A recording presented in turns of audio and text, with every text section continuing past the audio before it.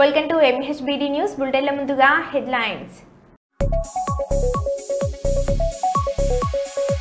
October 3 నుంచి October 13 వరకు భద్రకాళి దేవస్థానంలో దేవి శరణ్ నవరాత్రి మహోత్సవాలు. నా ఉద్యోగం నాకు ఇప్పించండి అంటూ సోషల్ టీచర్ రమాజ్యోతి.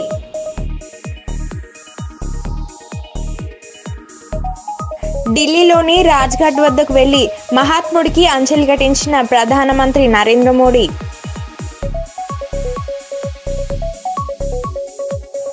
జనగాం జిల్లాలో విద్యార్థుల జీవితాలతో చెలగాటమాడుతున్న రెవెన్యూ అధికారులు.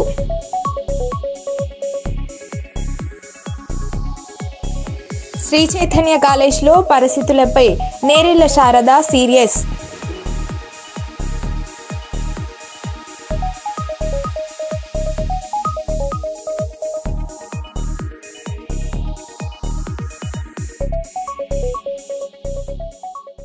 ఇక వివరాల్లోకి వెళ్తే, ఆపదలో ఉన్నవారికి దాతలు రక్తదానం చేయడం వలన ప్రాణదాతలుగా నిలుస్తానని హన్మకొండ జిల్లా కలెక్టర్ పి ప్రావీణ్య అన్నారు. హన్మకొండ సుబేదార్లోని రెడ్ క్రాస్ సొసైటీలో అహ్మదియా నేతాజీ యువ ఫౌండేషన్ సంయుక్త ఆధ్వర్యంలో రక్తదాన శిబిరాన్ని నిర్వహించారు.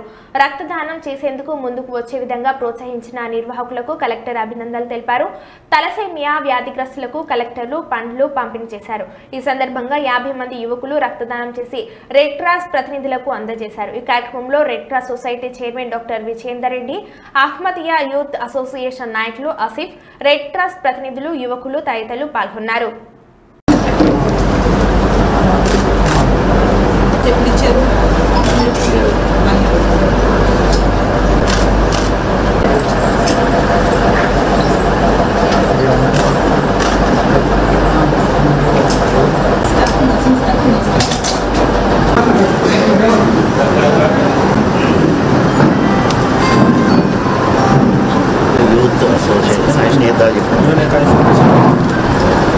ఈరోజు రెడ్ క్రాస్ హన్మకొండలో blood donation camp Ahmadiyya youth association అలానే నేతాజీ యువ ఫౌండేషన్ ద్వారా ఆర్గనైజ్ చేయడం జరిగింది. అండ్ దాదాపు 20 మెంబర్స్ బ్లడ్ డొనేట్ చేశారు. ఈ లెక్కలో ఇంకా ఎక్కువ మంది కూడా 60-70 మెంబర్స్ వచ్చి బ్లడ్ డొనేట్ చేస్తారు.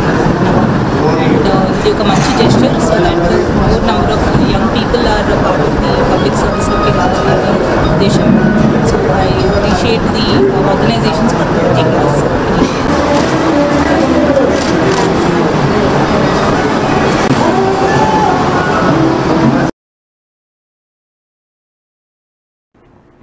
వరంగల్ నగరం ఇస్లామియా జూనియర్ కాలేజ్ గ్రౌండ్లో మిర్యాల ధర్మేందర్, కొక్కుల సతీష్, అంకిత్ కుమార్ గుప్తా, మండల సురేష్ మహమ్మద్ ఫిరోజ్ ఆధ్వర్యంలో ఏర్పాటు చేసిన ఓం చండీశ్వరి ఫన్ ఫెయిర్ ఎగ్జిబిషన్ను మంత్రి కొండ సురేఖ ప్రారంభించారు. వరంగల్ నగర ప్రజలకు ఆహ్లాదాన్ని కలిగించేలా 150 స్టాళ్లతో ఎగ్జిబిషన్ను ఏర్పాటు చేసినందుకు నిర్వాహకులను అభినందించారు.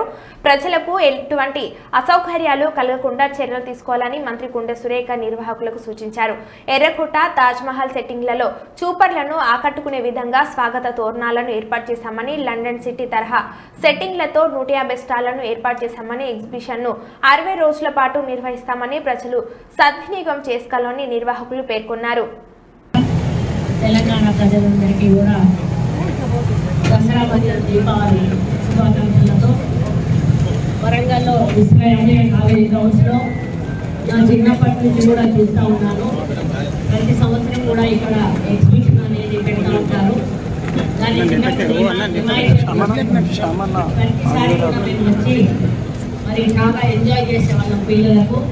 కాబట్టి ఇప్పుడున్న పిల్లల చదువు ఒత్తిడి ఉన్నటువంటి సందర్భంలో వాళ్ళకు కొంత ఈ సెలవుల్లో ఆట పాట కొంత అలసట పోవడానికి కానీ, రిలాక్స్ అవ్వడానికి కానీ, తోడ్పడడానికి మరి ఎర్రకోట ముఖద్వారంతో Taj Mahal and London city zone exhibition ఏర్పాటు చేసినటువంటి మరి సీఎం ఓం చంద్రమౌళి చండీశ్వరి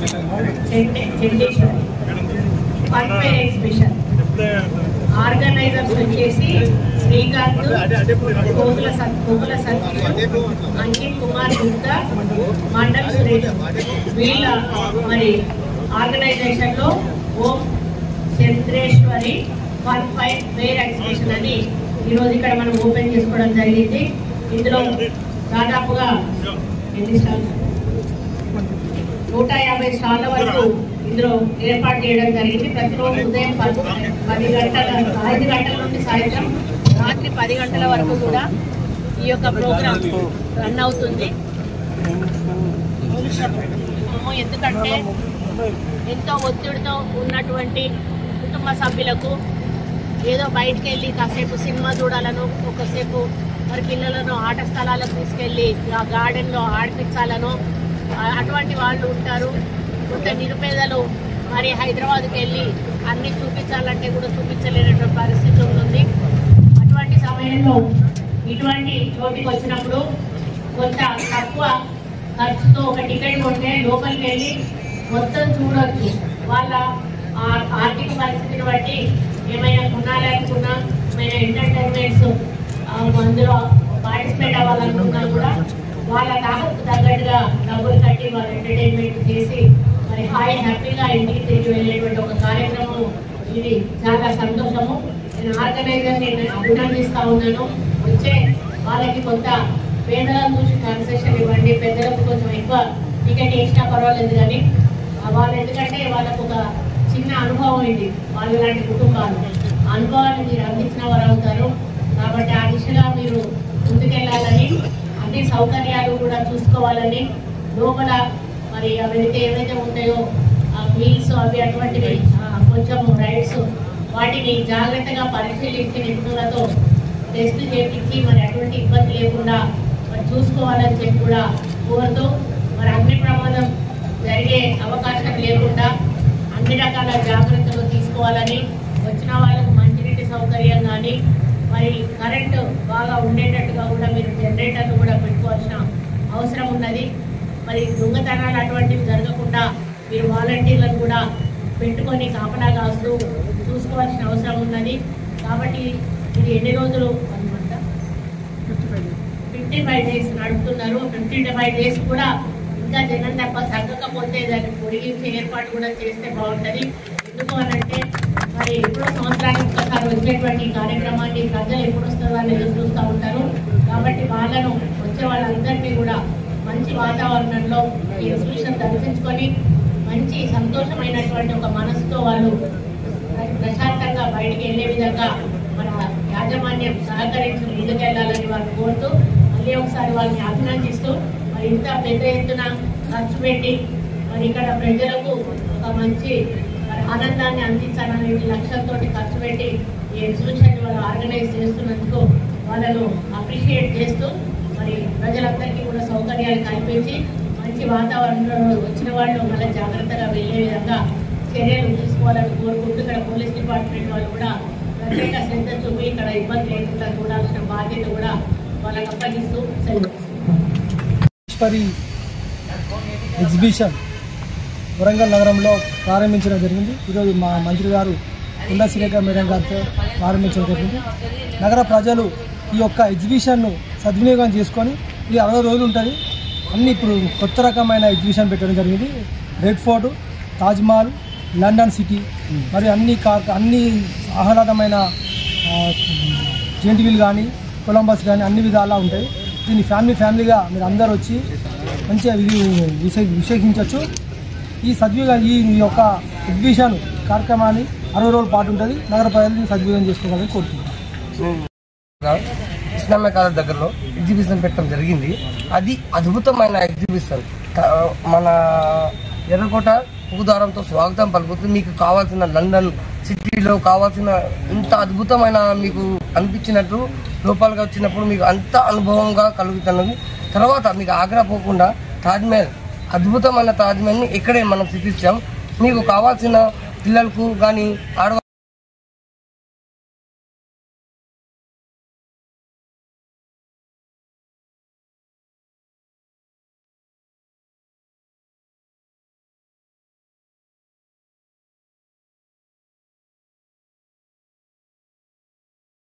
మాజీ ఎమ్మెల్యే వినయ్ భాస్కర్ చేసిన కబ్జాలను బయట పెడితే అతన్ని బీఆర్ఎస్ పార్టీ నుండి బహిష్కరిస్తారని గత 10 సంవత్సరాలలో వరంగల్ పశ్చిమ నియోజకవర్గంలో గుండాల పాలన కొనసాగిందని వరంగల్ పశ్చిమ నియోజకవర్గం ఎమ్మెల్యే నాయని రాజేందర్ రెడ్డి అన్నారు. హన్మకొండలోని కాంగ్రెస్ పార్టీ కార్యాలయంలో ఏర్పాటు చేసిన మీడియా సమావేశంలో ఎమ్మెల్యే నాయని రాజేందర్ రెడ్డి మాట్లాడుతూ మాజీ ఎమ్మెల్యేకు నటస్వరూప అవార్డును సీఎం చేతుల మీదుగా అందిస్తామని తెలిపారు. ఇక వినయ్ భాస్కర్ కు న్యూస్ రీల్ కూడా పూర్తిగా చూపించలేదని అన్నారు. నిన్న జరిగింది గోరంత అయితే కొండంత చేసింది వినయ్ భాస్కర్ అని మండిపడ్డారు. 10 సంవత్సరాలలో చేయలేని అభివృద్ధిని 9 నెలల్లో చేసి చూపించారని దాన్ని వినయ్ భాస్కర్ ఓర్చుకోలేకపోతున్నారని అన్నారు. నియోజకవర్గంలో గుండాల పాలన కొనసాగించింది బీఆర్ఎస్ నాయకులు అని మండిపడ్డారు. మీరు ఎవరి దగ్గర భూములు లాక్కున్నారో ఎవరిని బెదిరించారో త్వరలో ఆధారాలతో సహా బయట పెడతానని హెచ్చరించారు.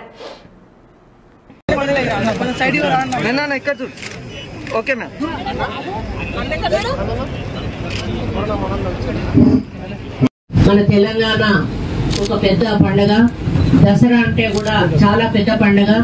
మరి ఈ పండుగలో చిన్న పిల్లల నుంచి మొదలు పెడితే పెద్దవాళ్ళ అందరూ కూడా సంతోషంగా ఆడుకునేటువంటి ఈ పండుగకు మన ప్రభుత్వం తరఫున అన్ని రకాల సౌకర్యాలు కల్పించాల్సిన బాధ్యత అందరి మీద ఉంది.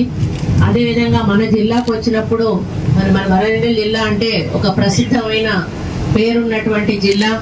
మరి ఈ జిల్లాలో పెద్ద ఎత్తున మనం ఇక్కడ బతుకమ్మ సెలబ్రేషన్ చేయడమే కాకుండా రావణ దహన కార్యక్రమం కూడా చాలా పెద్ద ఎత్తున చేయడం జరుగుతుంది.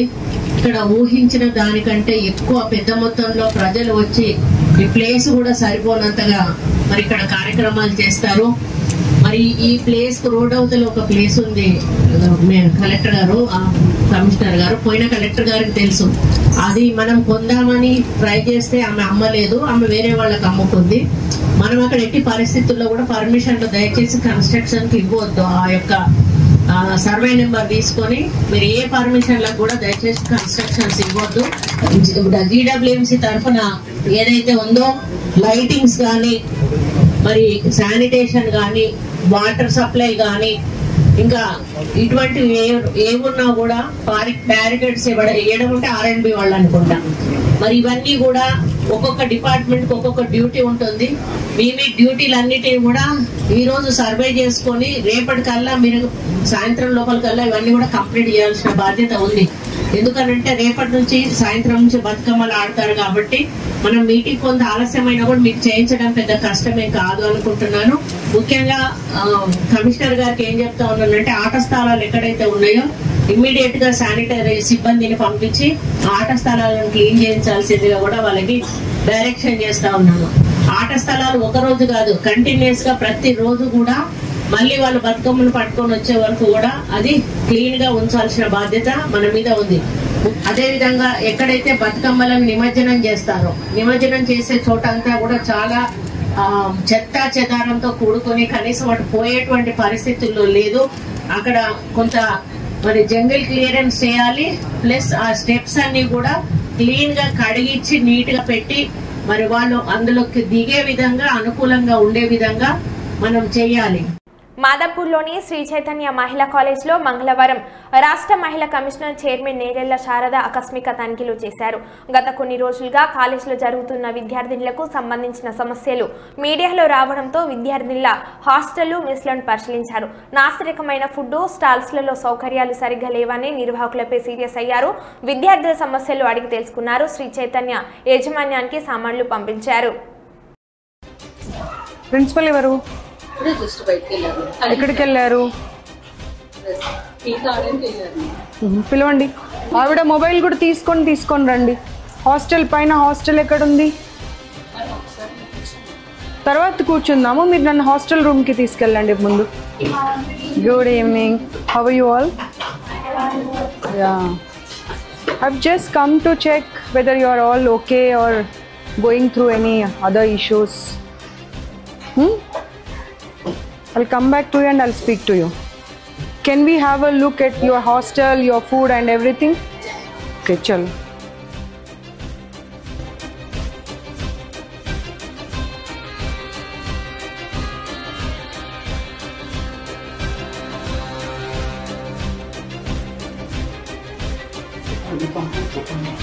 None of the student is happy.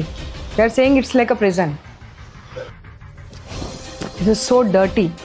అస్సలు బాగాలేదు చూడండి. ఎంత అన్ని రూమ్స్ పరిస్థితి అదే ఉంది. అన్ని రూమ్స్ పరిస్థితి అదే. 4 బెడ్సే కాకుండా వాటి అవతారం చూడు, అసలు గాలి వచ్చేది లేదు, వెలుతురు వచ్చేది లేదు. పిల్లలు అదే చెప్తున్నారుగా, మాకు జైల్లాగా ఉంది ఇది అని చెప్పి. ఎన్ని ఫ్లోర్స్ ఉన్నాయి? 5 ఫ్లోర్స్. 5 ఫ్లోర్స్ పరిస్థితి అంతా ఇదేనా? మన ఇంట్లో అలా ఉంటామమ్మ మనం. ఒక రూమ్లో అన్ని బెడ్స్ వేసేసి ఇన్ని సామాన్లు పెట్టేసి మనం ఇంట్లో ఇలాగే ఉంటే పిల్లలు చదువుకునేది ఎక్కడ, పడుకునేది ఎక్కడ, వస్తువులు పెట్టుకునేది ఎక్కడ?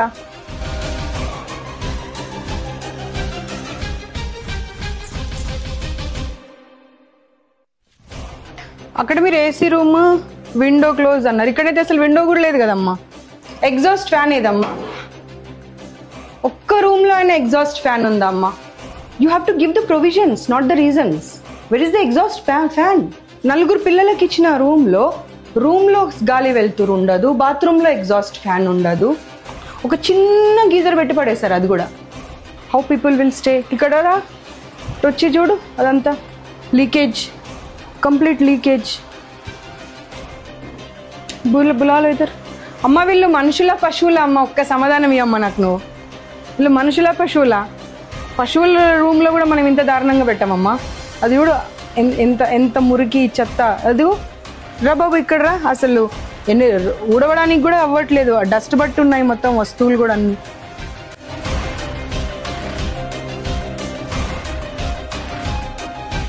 టోటల్ ఇన్ఫర్మేషన్తో వచ్చాను సార్, నేను ఏదో ఊరికే వేగ్గా రాలేదు.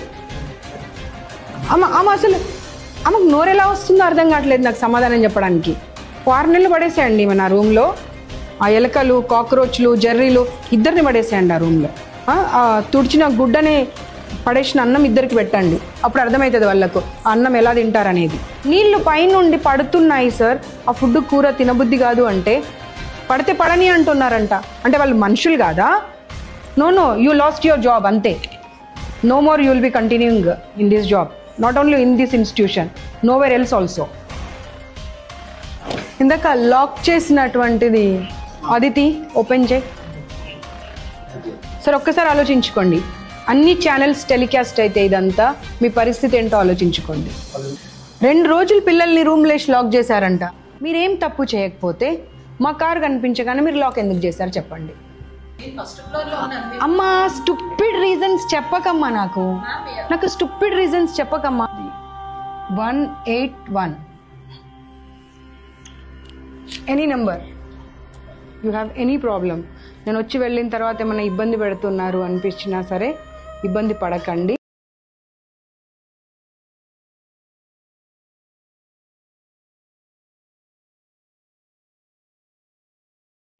వరంగల్ నగరంలో భద్రకాళి దేవస్థానంలోని దేవి శరన్న నవరాత్రి మహోత్సవంలో అక్టోబర్ 3 నుంచి అక్టోబర్ 13 వరకు జరుగుతాయని ఆలయ ప్రధాన అర్చకులు భద్రకాళి శేషు పేర్కొన్నారు. సనాతన ధర్మం స్మృతి ఇతిహాస పురాణాలపై ఆధారపడి ఉందని, తారతమ్యం భేదం లేకుండా అందరూ క్షేమంగా ఉండాలి, ఒకరు దుఃఖం పడకుండాంటే శరత్కాలంలో శరన్నవరాత్రుల్లో అమ్మవారిని ఆరాధించి అమ్మవారి మహత్యాన్ని అవధహరిస్తారో వారు సర్వ బాధల నుండి విముక్తులు అవుతారని పేర్కొన్నారు. రాష్ట్ర సర్వతో ముఖాముఖి అభివృద్ధికి నవరాత్రి మహోత్సవం నందు శతచండి మహాయాగము, మహారుద్రయాగము, శ్రీ లక్ష్మీ దుర్గ గణేష సరస్వతి దశ మహావిద్య మహాయాగము, సుదర్శన యాగము, వేద పారాయణం, విశ్వశాంతి లోక కళ్యాణార్థం విశేషంగా నిర్వహించబడతాయని పేర్కొన్నారు.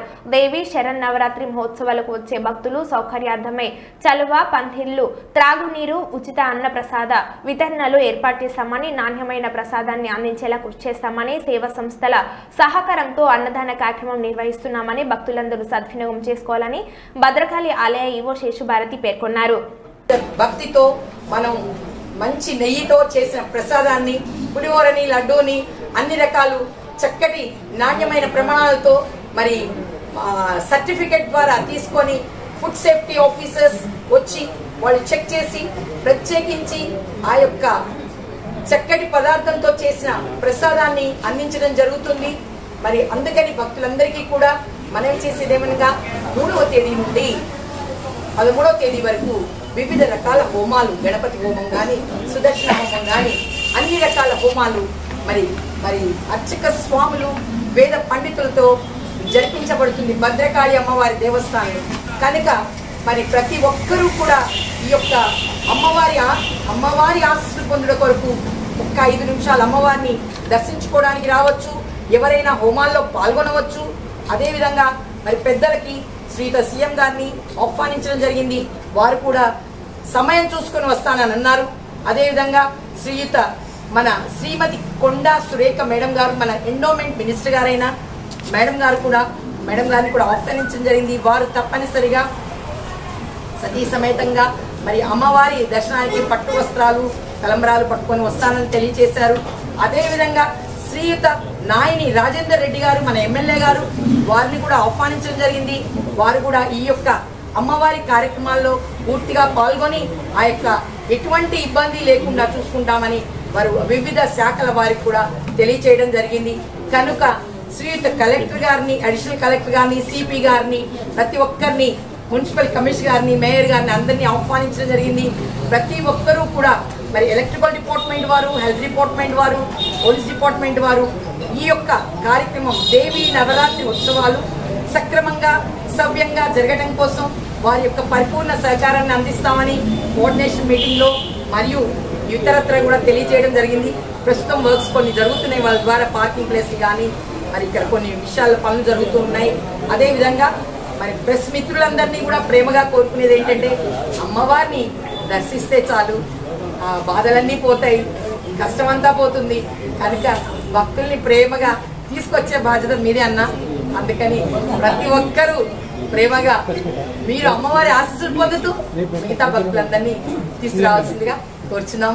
అమ్మవారి పరిపూర్ణ ఆశీస్సులు, ఆరోగ్యం, ఆనందం, ఐశ్వర్యం అందరికీ సమకూరాలని, ఏ చిన్న బాధ వచ్చినా ఇట్లా గాల్లో ఎగిరిపోవాలని ప్రేమగా కోరుతున్నాను.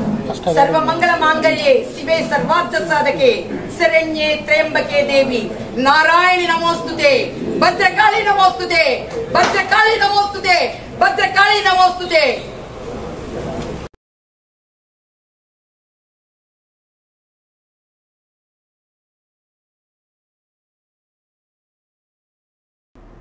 సిపిఐ రాష్ట్ర కార్యదర్శి కొత్తగూడెం ఎమ్మెల్యే కూనం సాంబశివరావు వరంగల్ జిల్లా పర్యటనలో భాగంగా వరంగల్ నగరం ఎల్బీ నగర్లో అబ్నూస్ ఫంక్షన్ హాల్లో ఏర్పాటు చేసిన సిపిఐ జిల్లా స్థాయి సమావేశంలో పాల్గొని ప్రజలను వినతి పత్రాలు స్వీకరించారు.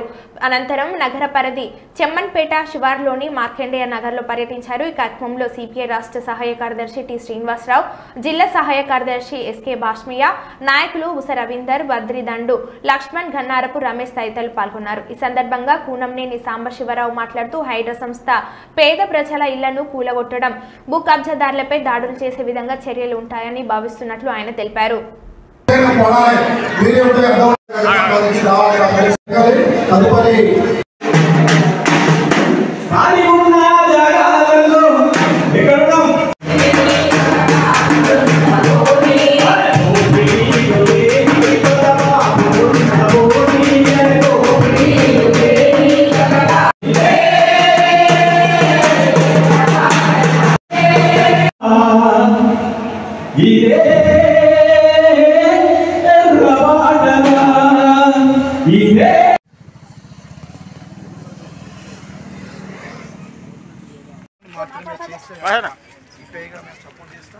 వేల ఇల్లు, లక్షల ఇల్లు ఉన్నాయి. ఉత్తరాలంగా వ్యాప్తంగా పేదలు తీసుకున్నాయి. వాటిని ఎలా తొలగిస్తారు? ఖచ్చితంగా మేము మరో పోరాటానికి సిద్ధమవుతాం. అసెంబ్లీతో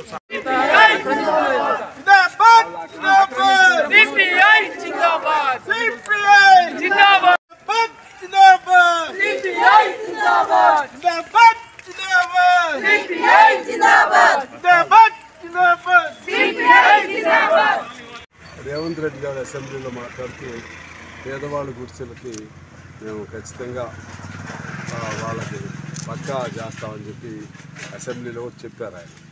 ఆ విశ్వాసం మాకుంది. ఎందువల్లంటే సరే అక్కడ మిస్ఫైర్ అయింది హైడ్రా. అసలు ఆ లక్ష్యం తప్పి అది ఇంకోవైపు వెళ్ళింది. అటువంటి విఫల ప్రయోగాలు చేయకుండా ఉండటం కోసం మేము కూడా ఇక్కడే ముందే ఇక్కడ ప్రజలందరూ తరపున ప్రభుత్వాన్ని విజ్ఞప్తి చేసి ఇక్కడ భయాందోళనకు గురవుతున్న ప్రజలకి ధైర్యం ఇవ్వడానికి రావడం జరిగింది. ఇవాళ హైకోర్టు కూడా ఒక మంచి సూచన చేసింది. దానికి ప్రతిదానికి కూడా చట్టం ఉంటుంది, చట్ట పరిధి ఉంటుంది, సమయం ఉంటుంది. అవన్నీ కాకుండా ఎట్లా పడితే అట్లా చేయటం అనేది అది కరెక్ట్ కాదు. అది దానిలో వాళ్ళు ఇంకా మెన్షన్ చేశారు, చార్మినార్లు హైకోర్టులు కూడా తహసీల్దారు పిటిషన్ పెడితే దాన్ని తీసేస్తారా కూల్చేస్తారా అని. అంటే ఆ సీరియస్నెస్ అందరికి వచ్చేసింది. కాబట్టి ఇప్పుడు ఇవాళ కమిషనర్ గారు రంగనాథ్ గారు కూడా స్టేట్మెంట్ ఇచ్చారు. హైడ్రా అనేది ఒక సర్టన్ పరిధి వరకే, లిమిట్స్ వరకే ఉంటుంది తప్పితే ఈవెన్ మూసీకి కూడా దానికి సంబంధం లేదు. అలాగే ఇతర జిల్లాలకి అసలు సంబంధం లేదు.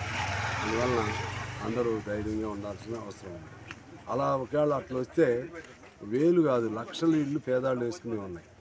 అవి ఆ విధంగా వస్తే ఏమైందంటే వాళ్ళందరిలో కూడా మానసికంగా ఒత్తిడికి గురయ్యే ప్రమాదం కనపడతా ఉంది.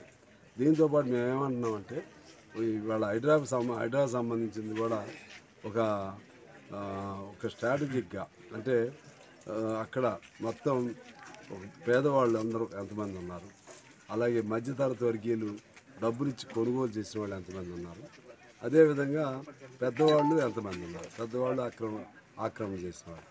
ఆ విధంగా దాన్ని విశ్లేషణ చేసి ఒక అంచనా ప్రభుత్వం వస్తే అప్పుడు ఎవరి మీద ఈ స్ట్రైక్స్, ఈ దాడులు చేయాలి, ఎవరిని స్పేర్ చేయాలనే ఒక ఆలోచన వస్తుంది. అలాగా విద్యార్థులకు నూతనంగా ఎంపికైన ఉద్యోగులకు కుల ఆదాయ ధృవీకరణ పత్రాలు ఇచ్చిన తహసీల్దార్ కార్యాలయంలో ఇబ్బందులు తప్పడం లేదు. పైవిర్యలకు బచ్చన్నపేట తహసీల్దార్ ఆఫీస్ నిలయంగా మారింది. పలుమార్లు అప్లికేషన్ ఫారాలు తీసుకొచ్చిన వాటిని గల్లంతు చేసి మళ్లీ తీసుకురమ్మని ఇబ్బంది పెడుతున్నారు. దీంతో చేసేదేమీ లేక అమాయక ప్రజలు వెనుదిరిగిపోతున్నారు. కార్యాలయం తాళం తీయక ముందు వచ్చి కూర్చుంటే సాయంత్రం ఇంటికి పోయే వరకు కూడా పనికాని పరిస్థితి నెలకొంది. ప్రజలకు విద్యార్థులకు సమాధానం చెప్పవలసిన అధికారులు దురుసుగా ప్రవర్తిస్తున్నారు. ఇది డిఎస్సిలో ఎంపికైన ఓ అమ్మాయి దీన కథ. ఈరోజు ఇలా ఇబ్బందులు పడే వారెందరో ఉన్నారు. నిర్లక్ష్యంగా వ్యవహరిస్తున్న అధికారులపై ఉన్నతాధికారులు తక్షణమే చర్యలు తీసుకోవాలి. నేను పొద్దున్న నుంచి చూస్తున్నా ఎంత ఇబ్బంది పెడుతున్నారు మీరు ఒక్కొక్కరిని, ఎంత ఇబ్బంది పెడుతున్నారు ఒక్కొక్కరిని. ఎందుకు ఇబ్బంది పెడుతున్నావు? 10 సంవత్సరాలు అయితే నోటిఫికేషన్ పడక ఒక్కొక్కరిని నోటమాలు వస్తలేవు. నువ్వు ఒక్కొక్కరి రెస్పెక్ట్ అని మాట్లాడు, నువ్వు రెస్పెక్ట్ మాట్లాడు. ఫస్ట్ కలెక్టర్ గారికి కంప్లైంట్ చేస్తా, మొత్తం టోటల్ కంప్లైంట్ చేస్తా నీ గురించి. నేను కలెక్టర్ కానీ మొత్తం రైటా పోమంటారా? ముఖ్యమంత్రి గారు కూడా పెట్టాలి కదా ఇవన్నీ. సరే ఓకే రైటా పెట్టాలి కదా. ఇట్లా ఎందుకు చెప్తారు మీరు? అరే ఇంకా తెలిసిన మొడ కూడా పెడతావు నువ్వు. అరే పాంప్స్ పెట్టినా మొడ ఉట్టిపోయినాయా? పాంప్స్ 10 పాంప్స్ అలా 7 పాంప్లు ఏనే లేవు. పురాణాలు అన్న రాక పురాణాలకు డిఎస్ వచ్చింది. పొద్దున పాంపు పెట్టిపోయినాం పొద్దున. అలాగే 4 పాంప్స్ పోయినాయి, మళ్ళీ 5 పాంప్స్ పోయినాయి. ఇగో నోటరీ అన్నాడు, నోటరీ కొట్టించుకొచ్చినాం. మళ్ళీ పాక్స్ నోటరీ ఏమన్నాడంటే అది చెల్లదు అన్నాడు.